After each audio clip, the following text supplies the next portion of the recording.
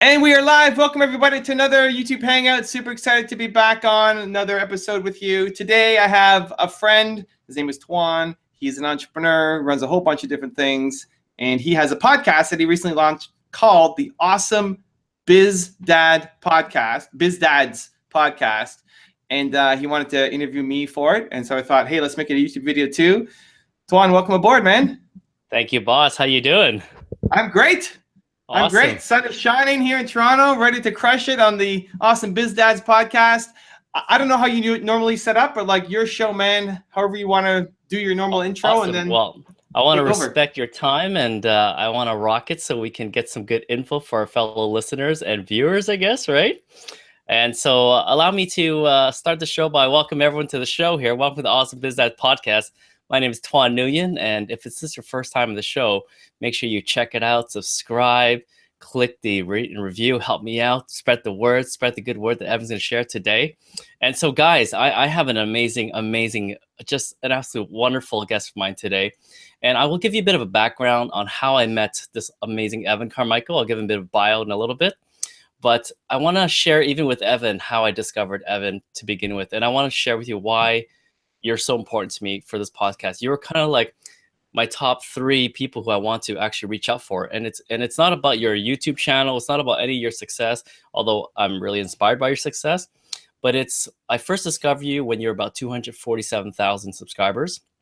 And then in one of your responses to a viewer, and then I even asked you this question as well when I purchased your one-word book last year, which is awesome. I asked you about spending time and going to conferences and all this kind of stuff because I really value how people prioritize their time. And so I loved how you said that, you don't go to conferences just to meet and greet people. You have priorities. You need to crush it.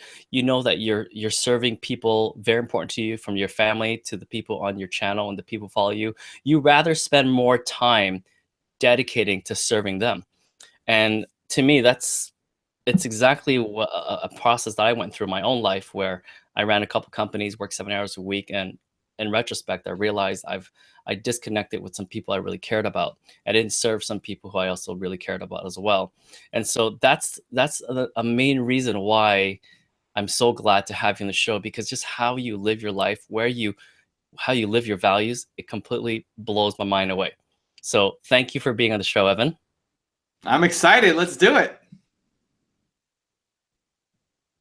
Oh, we lost him. Tuan left. I think he misclicked. After that great intro, he left. Let me message him. Tuan. Oh, there he is. He's back. No idea what happened. Hey guys, how's it going? Sorry about that. You can cut that for the podcast. Okay, awesome. It might be fun to have it on still anyways. But so to the listeners here, who is the Evan Carmichael? And so Evan is an entrepreneurial expert, and he basically, his philosophy is believing in entrepreneurs. That's what he truly sets his mission, is believing and believing in the human potential of this world. So a bit of a background: at 19, Evan built and sold a biotech software company. At 22, he was a VC helping raising $500,000 up to $15 million deals. And now he runs evancarmichael.com, a popular website for entrepreneurs. He breathes and bleeds entrepreneurship. He's obsessed. His major aim, which is absolutely inspiring, is to help 1 billion entrepreneurs change the world. He set 2 world records. He uses a stand-up desk, which I'm actually on a stand-up desk myself. I've been doing this for about 10 years. For a different reason, I had a back injury, but I digress. This guy rides a Vespa, raises funds for Kiva, wears 5-toe shoes, which I'm looking at trying as well. And he even created entrepreneur trading cards, which I have no idea what it is, but I'm curious about it. Maybe we could talk about it a little bit. He speaks globally, but Toronto is his home. It's why I love how he just really gravitates and identifies where his home is. He loves being married, his son, salsa dancing, something else we share in common as well. DJing, got to see that in live sometime. And League of Legends. Wow, I heard you talk about that, I think, earlier at your live this morning. And then, of course, the Toronto Blue Jays. Everyone always sees you see their cap in Toronto Blue Jays. So really cool. So, Evan, thank you for being on the show. Thanks to love, man. And if you like the stand-up desk, the next evolution is the mini trampoline. So I'm on a mini trampoline. Oh, snap. Okay, that's it. I'm on that. I'm on that. The next evolution.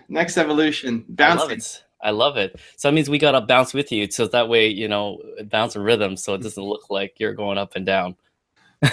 When I do interviews, I ease it up, but honestly, all day long when I'm typing or I'm doing project work, it's a constant bounce. Like the movement, I like it. The movement cool. helps. Because sometimes you have a ritual where before you start, right? You have some kind of a ritual that's before you start an interview or getting on camera, or I have a daily ritual to start my day. I don't know that I do anything before getting on camera. Not with intention, at least. No. Okay, that's cool. That's cool. So, of course, this is the Awesome BizDad podcast. So we do touch base on business, but really what I want to tie is, and what I believe in is that as we pursue a journey of being a better father, better spouse, what we learn from that actually contributes to us running a better business and becoming a better leader. And so the first question I have for you is, if you could describe a bit of your journey, but since having children or a child and since getting married, how has that journey shifted for you? And what are some of the major lessons you've learned since now being a family man? I think it's really important that you figure out what's important to you in life, what the balance looks like for you, and then schedule your time accordingly. I think it's great to have ambition. It's great to have desires. It's great to want to have things, but unless you start to map your schedule to your ambitions and your desires, it's never going to happen. And so I'm constantly in a battle with myself to ask, am I getting the most from this day for everything that I'm trying to accomplish? And so if I'm spending just all day on work, then I miss my wife. I miss my son. I could do that for a couple of days in a row if I really needed to, but then it would become too much. Like it would put a strain on my relationship. And vice versa too. If I'm on vacation for 2 weeks and I have no contact with my team and my business and my audience, I start to miss them. I get itchy. Right? I need to have the mix. So I live my life one way. It works for me, and it's in constant micro flux, constantly adjusting depending on how I'm feeling. I think the most important thing for the listeners is just figure out, do an exercise, take a weekend, go to a coffee shop, figure out where your priorities are immediately, like right now, and then schedule it in. And I treat, time with my wife is scheduled into my calendar, and I treat that as important as a business meeting. So, I don't have a phone number. You can't reach me. On the weekend, you can't call me. I'm not reached. So when I'm with my wife, I'm with my wife. That's it. What about spontaneity? What about time for spontaneity and things? Do you schedule that in and kind of say, all right, this day she doesn't know, but I'll surprise her with something? Or yeah, so here's an example. So every Saturday is my wife and I to have a family day. So we go off and do something. And it might be the two of us, it might be the three of us. And I plan that. So Thursday night, that's tonight when we're recording this, I'm just going to spend some time. I have a list of different things. My assistant helps me on this project too. My assistant every week pulls together what's happening in my city for this coming weekend, what the weather's like, what the movies are, what shows are happening. And then I plan my Saturday with my family. And usually it's a whole day thing. And we'll incorporate some kind of food in there because my wife is a big foodie. We'll incorporate some adventure or some hiking or some traveling close. Like it might be a day trip to come back. There might be some show happening that day that we want to go and see. And it's always a surprise. Nobody knows. And my 8-year-old is always like, what's next? What's next? Like, you should know by now. I'm not telling you. Just appreciate the moment, what you're having. And so, I made a decision that was important, that the spontaneity was important, that spending time was important. And so I have to make time for it. So Thursdays for me are jammed. It's interviews and calls and hangouts and meetings constantly, just like wall back to back. But I want to have a great Saturday. So I book it off the evening. I have a certain set of time. My wife is out doing a dance practice. And so I spend that time figuring out what we're going to do for Saturday. And I create a plan. I put into my Evernote, and then Saturday morning comes along, and what are we going to do today? Because that's a waste of time, right? I want that Saturday to count. We're going to spend every minute as possible. Again, like I want to appreciate every minute and spend it to the fullest. And so when I'm in business, I'm like that, and when I'm at home, I'm like that. So just relaxing with my wife, but if we're off in different rooms, like that doesn't count to me as time with my wife. Like I want to be doing something that's engaging. And so Thursday nights I plan for Saturdays. Saturdays we have hopefully a great day. It doesn't always work out. Weather plays an issue. Sometimes the stores are closed that you want to get to, all that kind of stuff. But that's a weekly tradition. So that's every single Saturday that is our time together to do things. That's awesome. For the listeners, I actually just had met Evan last Friday. We had a little chat at the condo. And one thing I want to share that Evan said that really, really kind of resonated with myself and my buddy who was there too, Mark. And he said, make every moment count. If you're in your business, make it count. If you're time with your wife, make it count. If you're time with your kids, make it count. Focus on every moment and make it count. And so you re-articulated that again today, and that's awesome. I love it. Thank you for that. So what about, what do you think in terms of biz dads? And if, of course, reflect on yourself as a businessman, as an entrepreneur, how do you think we are unique as dads, being a creator, being someone who pursues our own dreams and just does things our way, the way we see it? I think it first depends on your mindset coming in. I think it starts with, do you see being a father as a strength or a weakness? I think a lot of people just start with the wrong mindset. They start with a mindset of scarcity. They start with thinking, I'm a dad now and I have to look after my kid and I have all these responsibilities and on and on and on. And just seeing that personal relationship and responsibilities as a detraction from them being able to do great things in their business. So then it's constantly going to be a battle. Then when you're spending time with your kids or your wife, you're thinking, I should be doing business. And then when you're time in business, like I should be with my wife and my kids. Where I like to see it as a positive, I see it as a strength.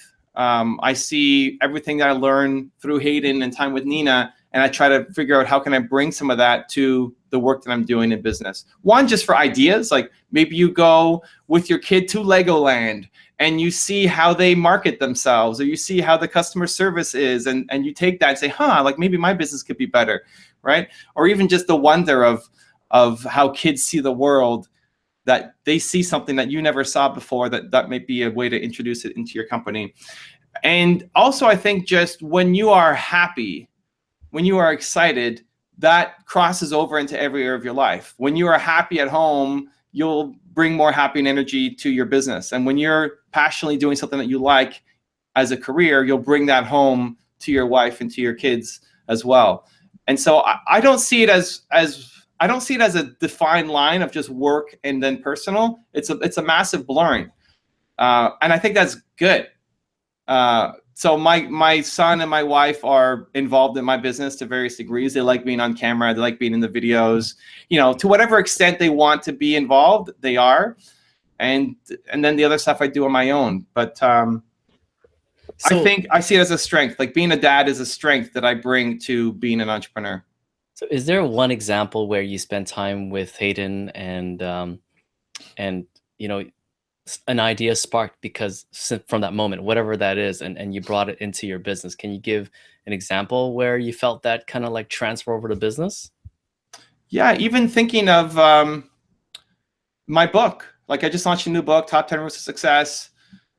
All of the pictures in there are cartoons. So they're caricatures of the people that we're profiling. And I don't have a lot of cartoony stuff or any on my channel. If your listeners are familiar with my YouTube channel. And my son Hayden, here's a interesting thing about fatherhood. I love entrepreneurship. I love building businesses. My son is really into art. I suck at art. It was like my worst subject. I hated art. I dropped it as soon as I could. But he loves art. And so my goal is not to turn him into another entrepreneur like me. It's to foster what he wants to do. And so almost every day, we spend at least 10 minutes drawing. Whatever he wants to draw. So he'll be like, okay, let's draw Harry Potter. So we'll go to Google Images and pull up a Harry Potter, and we'll both just draw. And we both suck. Like he's probably better than I am at 8 years old. But it's just a fun activity to do. And then from there, like, what about like entrepreneurs? How about, how come entrepreneurs are never cartoonized? It's always serious. And so I thought, okay, you know what? For my next book, let me try some cartoons. And I did it for my test audience, just one. I just did Steve Jobs, and people loved it. And so, you know what? Okay, I'm going to do this. We're going to do 40 cartoons for each person. They get their own cartoon version. And at the end, there's a picture of me that is a cartoon as well. And so that came out of just drawing every day with my son. I love it. That's awesome. I kind of want to bring us back to, you know, how you say you're always in flux and you gotta, you know, you do have certain things you schedule in, so you make sure it's done and accomplished, or, you know, you do what you want to do. Has there been a time where you had to say no to something because whether it be family came first, and the vice versa? I also honor the other way around, where you had to say no to family because something in business had to happen. Can you give an example of kind of the thought pattern you had and how you ended up making the decision that you did? Yeah. So let me use my wife for both. Maybe she'll watch this. So my wife comes from a rather large Chinese family. I don't speak Chinese. And there was a time when we were having family events. It seemed like twice a week. Maybe it wasn't that much, but it seemed like twice a week. Somebody's getting married, 1 month old birthday party, you know, like all sorts of just stuff that was happening. And for me, that takes a toll on me. You know, you mentioned I don't like going to events. I don't like going to any events. I want to be working, right? And a lot of family responsibilities, if it's just showing up just to show your face, I hate doing that stuff. It drives me nuts. Like, I want every minute to count, and I feel like at some of those events, my time doesn't count. But why do I go? I go for her. And so there were a number of times where I could have had a meeting. I could have been on a call. I could have done an interview. I'm fortunate that I have an abundance of business opportunities that I could work all the time on something with other people if I wanted to, right? So I have to say no to those things to go to another family function. And I use that as an example because I didn't really want to go. It's not like, hey, we're going to Disney and I'm going to, you know, which I do too, right? We go every year to Disney and I take a week off and we go and do that. But that's something that I'm looking forward to doing. Here, I'm not looking forward to doing it, but we do it anyway because it's for my wife, it's important to her, it's important to her family. And so we'll put off business activities for that. And it's fine. And you can't put the guilt or the blame or the, like, I did this for you, so now you owe me on this, right? It's a choice to do it out of love as opposed to guilt or keeping score. I think that makes a big difference. On the other side of choosing work over family, writing this book, I decided on my cruise, which is like end of September, early October, I decided that by the time I left the cruise ship, like by the time I landed in Toronto, my next book was going to be done. I just decided. I don't know where it came from. I've been working on this book for 6-7 months, slowly, bit by bit, no real rush, no reason. And then I thought December 6th is when I launched my first book. I want to get my second book out December 6th. I just decided. But that meant I had to work my ass off while on the cruise. And by the time I got home, and then a lot more work just to get the test audience, the reviews, all that stuff in 2 months is usually not possible. So we had to work really hard. And so I told my wife, like, I really want to get this done December 6th. So it meant on the cruise ship, while she's going to work out, I'm working on my book. While she's sleeping at night, I'm working on my book. On the plane ride home, I'm working on my book. So it's just constantly. Now, we still enjoyed our days out and seeing the cities and stuff, but she is supportive of those moments because it's obviously important to me, and she gave it as a gift out of love to me, and it's not happening every day, right? If every day you're asking for this and it's taxing, for me, this was, you know, a 3 or 4 day period where I said, you know what, I need to withdraw from this bank account, right? All of the emotional equity that I've put in, I need to make a withdrawal now because this is really important to me, and she saw it and she knew it. And so I think it's important that you're doing things for each other, but again, not just keeping score and doing it out of guilt or doing it out of like, I'll get this back later. Just doing it because you love the person. Right. I love it. And I love how you brought in communication. It's a big thing. I mean, my lady and I, we don't live a ultra transparent life, but because of, I guess, me, I'm living a relatively transparent life. And so it requires that level of communication and to make sure that both parties are supportive and understand our goals, right? So really, really cool. So, I mean, even the first 15 minutes here, kind of getting a bit of a window into your values, how you make decisions, how you build relationships, how you invest in relationships. I want to understand your years growing up, your relationship with your parents. What kind of dialogues did you receive growing up, and which of it did you feel you had to, if any, had to kind of like get rid of, right? Because they were, I guess, disempowering, as coaches would say. And which ones did you actually hang on to because they were more empowering and actually help you propel into where you're at today? So I think I took the best from both my parents, is how I would say it. I think so. Believe came from them. There's a picture in my office. I know your listeners can't see it, but I have 5 pictures on the wall in my office. The middle one is me when I'm 8 years old with my parents. And that's what I walk into and see every day. And that's because my one word is believe, and believe came from them. They would tell me every time that I didn't do well in school, or I didn't pass, win that race, or whatever it was that I let myself down or didn't win. They would always tell me that I was Evan Castrilli Carmichael and I could do anything that I wanted. And I've passed that tradition on to my son, where whether I'm dropping him off at camp or if I'm putting him to sleep, I'll say, either Carmichael's can do and he'll go anything, or Hayden Carmichael can do and he'll say anything, right? And so just enforcing that belief that you could do anything that you want came from them. I think I took the ambition from my mom. She wanted to have a huge impact and want to change the world, and I took that side on. And I took the, on the same token, like the humbleness and the kindness from my dad. And I don't know how much I had to let go. I guess there's pieces of my dad and my mom that I didn't absorb or I didn't use. I just see it as positive. Maybe there's something buried deep that like I'm still holding on to that's hurting me somehow. But I see the entire relationship as positive, and I think with every relationship you have a choice whether you're going to accept take everything from them, or just take the good, or just take the bad, and how you see it. So I chose to just take the good from them, and they didn't really teach me a lot about business or entrepreneurship or any of that kind of stuff, but they taught me how to be a human being and just values, and I pass it on to my son as well. That's awesome. I love it. It's the truth is, I've asked this question a few times and I've never received an answer like this, where no one actually where you didn't identify something that you had to let go. It's actually embracing the entire relationship and the entire, I guess, energy of it. So that's totally rocking awesome. So okay, I'm very curious in terms of how people grew up. I grew up with parents that didn't speak much. My mom spoke to me, but my dad is like, it's like, you have a Chinese wife. I'm not sure if her father is similar, but I did come up with enough typical upbringing where I didn't really connect with my dad, never played baseball with him.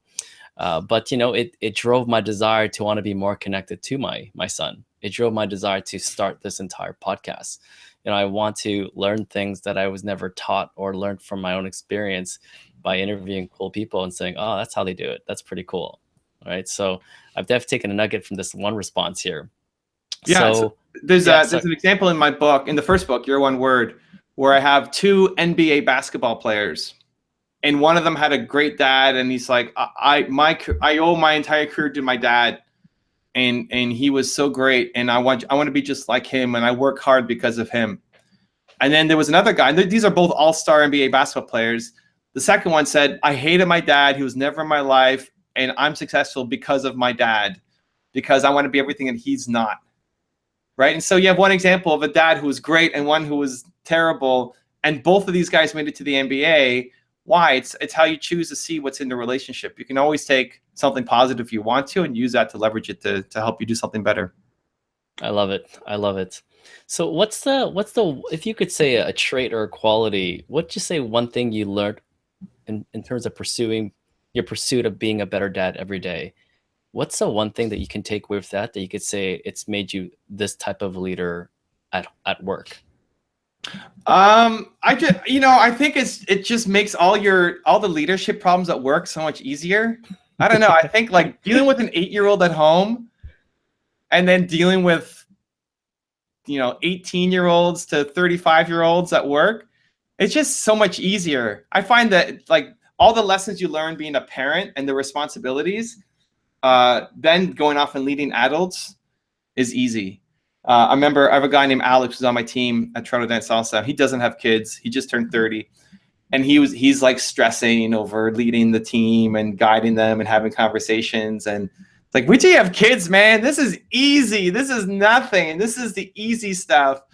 And it's like, you don't know what you don't know. And so I think learning those skills, and I think as a parent too, you're never confident, especially the first time through. You don't know if you're making the right decision. It's constantly like guilt. Did I do the right thing or not? You look like you have it under control, but you really have no idea. And dealing with all of that stuff just dealing with those challenges makes you stronger as a human being that then you can bring to every area of your life. Mm-hmm. So what would you tell Alex right now? Obviously, it's easy to say, "Oh, wait till you have kids," and you'll see what it really is to manage people or whatever, right? Like, what would you say? Can you give an example right now that you could say that? What would you say to him right now? Hey, listen, this is what I learned as a dad, and take this when you run the team because it's going to help you, manage stress better or something like that. Yeah, I think it depends on the mental state of the person you're dealing with. I think when somebody is like truly beat down and upset and frustrated and like wants to give up, then that's a time for a hug. That's a time to like build the person back up and say, don't worry, like you're doing a good job. It's going to be okay. And you teach a softer lesson. I think if they're just complaining and nagging and like they feel they're at their limit, but they're capable of more, I think it's your job as a leader to tell them like, this is nothing compared to what's coming. Stop thinking small. Let's keep going. Right? Like to train yourself to think that the most difficult problem you have right now is just a warm up. Mm-hmm. This is just a warm up. So if you take it to the gym, you're on your last set and you're like really grinding, to tell yourself this is just a warm up. The problem that you're facing right now is just a warm up because you're capable of accomplishing much bigger problems, tackling much bigger problems. And if you feel bogged down by whatever problem's in front of you, then you're not going to be able to you're not capable of solving the bigger one that's still ahead. That's awesome.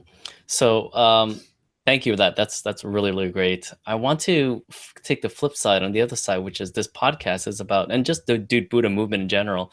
It's about bizdads sharing, game-changing lessons, decisions, but also epic failures and epic failures that make us stronger, both at home and at work. Are you able to share kind of like an epic failure where like, oh man, but obviously you grew from it? As a father? Like an epic father failure? Sure, yeah, epic father failure, yeah. Epic father failure.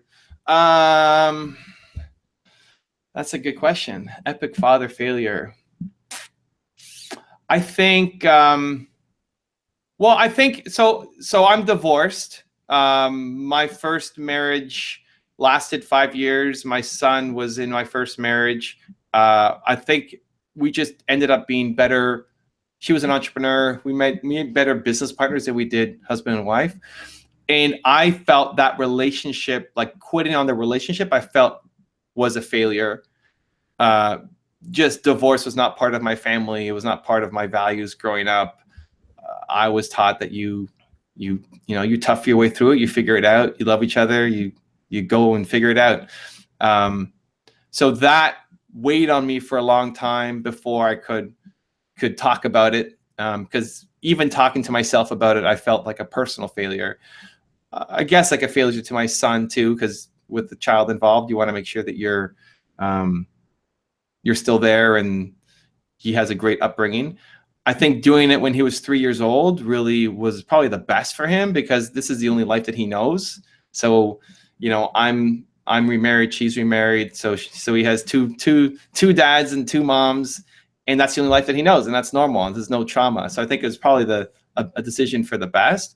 But at the time, I felt it was a huge failure in that it couldn't make the relationship work, and like you don't quit on something or somebody. As a father, I don't know that I've had any major failures that I really worry about. I think like heartbreaking moments, like when I had to take him to the hospital for an operation.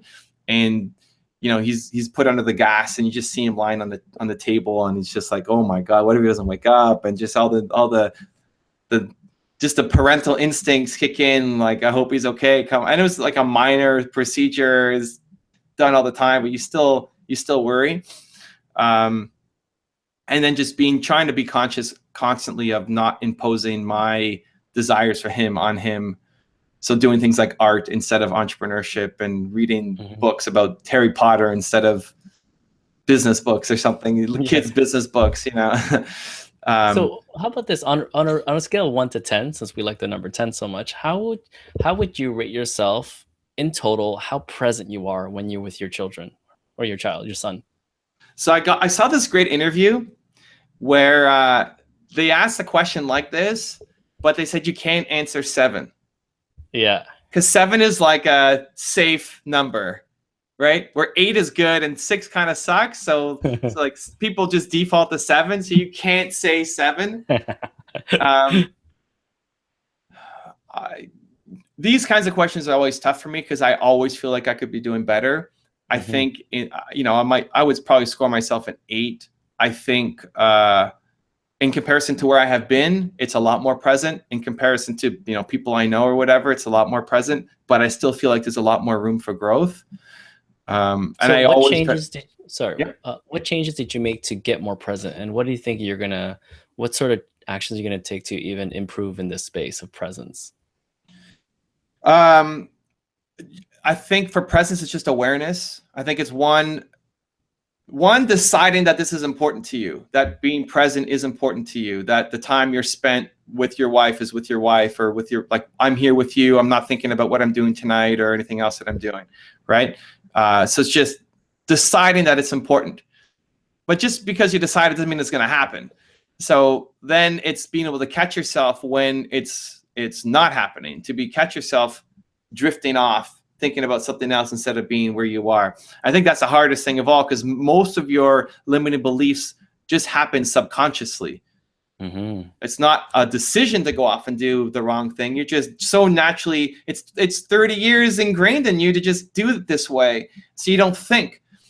And so that's where you could potentially have somebody, if it's a wife or a friend, like call you out and say, hey, like ask your friends to call you out. Here's an example. In my business, I told Alex, I told Lily, I told my wife Nina, I told the people around me, if you ever catch me complaining or being negative about something, I want you to call me out. Nice. And they're like, but you never complain and you're never negative, right? Because in general, I'm an optimistic, positive person. But it's like, no, there's still like, I might be 95% there, but there's still 5%. If you hear me, like, you call me out and you say you're being negative, like, okay, and I have to eat that when it happens, because I'm not catching it, right? And so even though I've made a lot of progress, there's still more progress that can be done. So I think, one, enlisting the people around you who you can trust with this secret or trust with this growth goal of yours to call you out when you're not living up to your potential is good. And then I think, too, just having an environment that enforces it more.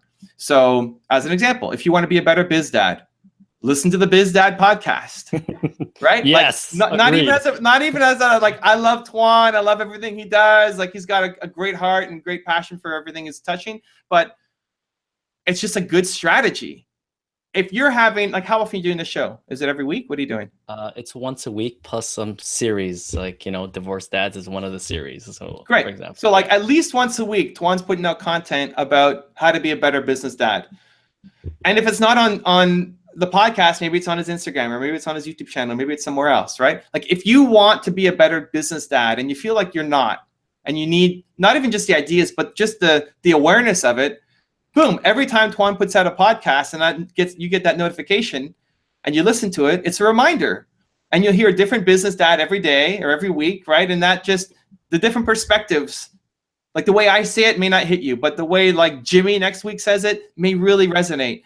And so just to change your environment and your habits and your routines to support the ambition that you have.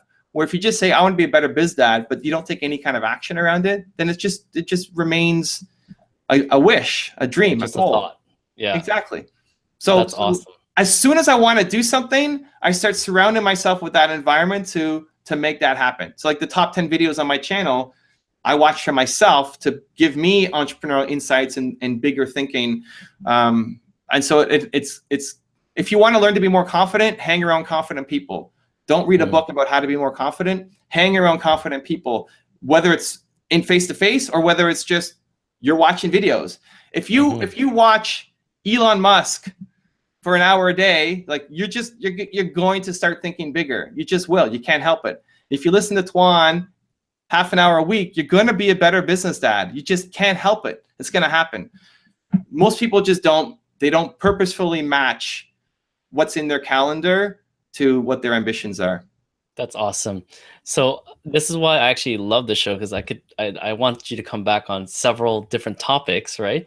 But I want to be respectful of your time, and want to ask you kind of two questions. But after this next first question, I'd love you to segue into your book. Just tell us a bit. You've seen so many entrepreneurs out there, and some of them are obviously, many of them are super successful, but not all of them are deemed to be a great dad. Can you identify one entrepreneur that you admire from a business perspective, but you also admire because you know they're a great dad? It doesn't have to be a famous person either, to be honest. So I would say, and they're both in the book. I would say on the negative side, I would look at Steve Jobs, who's right behind me here on my wall as well, who I would not model parenting advice from, but in terms of visionary status, absolutely. From the positive side, the one that resonates most is actually a mom, not a dad, which may defeat the question. But Michelle Obama made it a priority. I'm just remembering one of the rules in the book around balance for her, made it a priority that everything that she wanted to be able to balance her kids and balance being the first lady and balance taking on important projects, and not seeing of them all being like competitive, but trying to weave them together.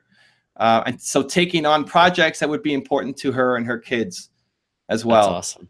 Well, there's someone in there named Will Smith, wicked guy, wicked dad. And, you know, I admire his words around business and vision and fatherhood.